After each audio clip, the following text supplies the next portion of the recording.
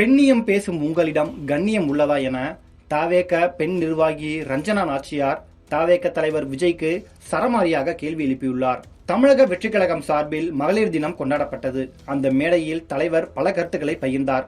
அதில் குறிப்பிடத்தக்க ஒன்று, அனைவருக்கும் அவரது மனைவிக்கும் இடையே நிலவியிருக்கும் பிரச்சனையை நேரடியாக சொல்லாமல் கோடிட்டு காட்டும் விதத்தில் குறிப்பிட்டிருந்ததுதான். அதை பற்றி நீங்கள் கவலைப்பட வேண்டாம், நான் பார்த்துக் கொள்கிறேன், அது ஒர்த்தே இல்லை என்று கூறினீர்கள். அந்த ஒரு வாக்கியம்தான் இன்று பல கேள்விகளை எழுப்புகிறது.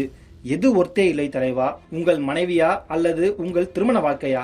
ஒரு அரசியல் தலைவர் பேசும் ஒவ்வொரு சொல்லும் ஒரு குடும்பத்தில் மட்டும் ஒலிக்காது, அது ஒரு சமூகத்தின் மனதிலும் ஒலிக்கும். உங்கள் மனைவி அவர்கள் உங்கள் வீட்டுக்குள் அவர்களை அனுமதிக்கப்பட வேண்டும் என்று நீதிமன்றத்தை நாடியிருக்கிறார் என்று செய்திகள் வெளிவருகின்றன. உங்கள் மனைவியை வீட்டிற்குள் அனுமதிக்கவில்லை என்ற குற்றச்சாட்டுகள் பேசப்பட்ட போது மேடையில் வீட்டிற்கு 6 சிலிண்டர் இலவசமாக தருகிறேன் என்று கூறுவது முரண்பாடாக தோன்றுகிறது.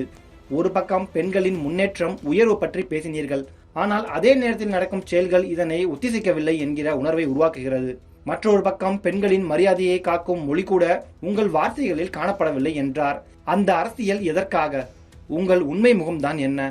உங்களை தெய்வமாக கருதி வாழும் உங்கள் ரசிகர்கள், குறிப்பாக இன்றைய ஜென்சி தலைமுறையினர் சமூக ஊடகங்களில் என்ன பேசுகின்றனர் தெரியுமா? எங்கள் தலைவன் 7 பொண்டாட்டி கட்டுவான், அதில் தவறு இல்லை என்று எழுதுபவர்கள் இருக்கின்றனர்.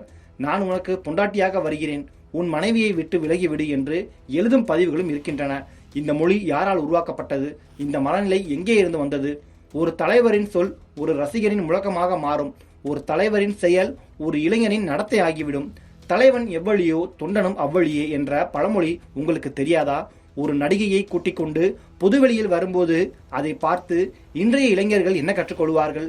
திருமணத்திற்கு பின்பு நாமும் இப்படியே வாழலாம் என்கிற எண்ணம் அவர்களிடம் விதைக்கப்படாதா? இதுதான் தமிழ் கலாச்சாரமா? தமிழ் பண்பாடு பெண்களை பொருளாக பார்க்கவில்லை, மரியாதையாக பார்த்தது. தமிழ் மரபு பெண்களை இழிவுபடுத்தவில்லை, அவர்களை உயர்த்தியது. நம் கலாச்சாரம் என்ன சொல்கிறது? இழவு வீட்டிற்கு சென்று கேதம் கேட்பதை நம் பண்பு. அன்பும் மரியாதையும் காக்கும் வாழ்வை நம் வழி. துயரத்தில் இருக்கும் குடும்பங்களிடம் சென்று அவர்களின் கண்ணீரை துடைப்பதே தமிழர் மரபு. அவர்களின் துயரத்தை பகிர்ந்து கொள்வதே மனித நேயத்தின் அடையாளம். ஆனால் நீங்கள் என்ன செய்தீர்கள்? கரூரில் உயிரிழந்த 41 பேரின் குடும்பங்களை அவர்கள் துயரத்தில் இருக்கும் அந்த நேரத்தில் அவர்களையே உங்கள் இடத்திற்கு வர வைத்து இரங்கல் தெரிவித்தீர்கள். இதுதான் நம் கலாச்சாரமா? இதுதான் தமிழர் பண்பாட்டின் வழியா? துயரத்தில் இருக்கும் மனிதர்களிடம் செல்வதே மரபு, அவர்களை அழைத்து வருவது மரபல்ல. அதையும் பரவாயில்லை என்று ஏற்றுக்கொண்டு விட்டுவிட்டதால் இன்று ஒரு தவறான முன்னுதாரணமாக மாறிவிட்டது.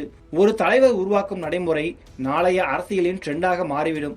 அதனால்தான் நான் கேட்கிறேன், தமிழக அரசியலில் நாம் உருவாக்க வேண்டியது மரபை மதிக்கும் கலாச்சாரமா அல்லது மரபை மாற்றும் மோசமான ட்ரெண்ட் செட்டிங்களா? தமிழர் கலாச்சாரம் மரியாதையை கற்றுக் கொடுத்தது. அந்த மரியாதையை காக்கும் அரசியல் தான் தமிழகத்திற்கு தேவையான அரசியல். அந்த மரபை மாற்றும் வழியில் நாம் போகக்கூடாது. எனது மூதாதையரான வேலுநாச்சியாரை கொள்கை தலைவராக கூறிக்கொண்டு பெண்ணியம் பேசும் நீங்கள் உங்கள் சொந்த வாழ்க்கையிலும் அந்த கண்ணியத்தை காக்க வேண்டாமா? பெண்ணியம் என்பது மேடையில் முழக்கம் அல்ல, வாழ்க்கையில் ஒழுக்கம். பெண் என்பது ஒரு உறவு மட்டுமல்ல, ஒரு மரியாதை. இன்றைய ஜென்சி தலைமுறையின் பெற்றோர்கள் கூட உங்கள் செயல் பேச்சுகளை பார்த்து மெதுவாக கவலைப்பட தொடங்கியுள்ளனர். நன்றாக வளர்ந்து கொண்டிருக்கும் ஒரு அரசியல் இயக்கம் தலைவரின் தனிப்பட்ட ஒழுக்கம் காரணமாக தோய்ந்து போகக்கூடாது. அது உங்களுக்கு தெரியவில்லையா?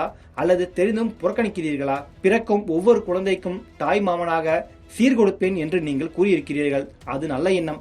ஆனால் அடுத்த குழந்தைக்கு தாய்மாமனாக இருப்பதற்கு முன் பெற்ற குழந்தைகளுக்கு தகப்பனாக இருப்பது முக்கியம் இல்லையா?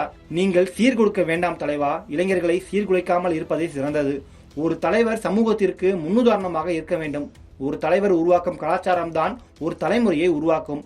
தவேகவில் உங்களுடன் இணைந்து பயணிக்கும் நான் அக்கறையுடன் எச்சரித்து வருகிறேன். மோசமான ட்ரெண்ட் செட்டராக மாறிவிடாதீர்கள். தமிழக இளைஞர்கள் நல்ல முன்னுதாரணமாகவே இருங்கள் என தெரிவித்துள்ளார். அவரது இந்த பதிவு தற்போது சமூக வலைதளங்களில் வைரலாகி வருகிறது.